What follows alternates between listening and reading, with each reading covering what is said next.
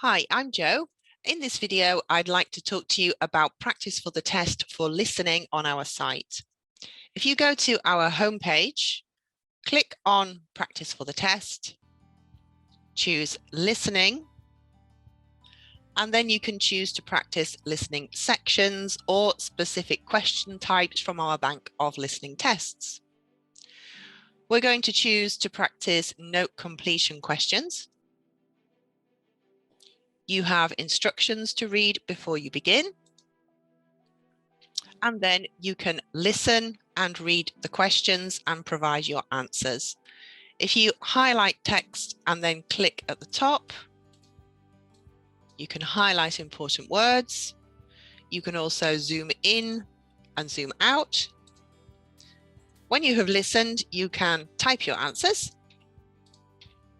When you're happy with your answers, click Check All. This will show you green if your answer is correct or red if your answer is incorrect.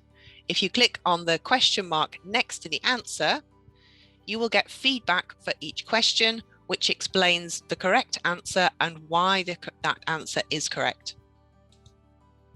Our students find it very useful to use this function, especially for the feedback and the fact that you can record that response and you can redo the listening section later on if you want to.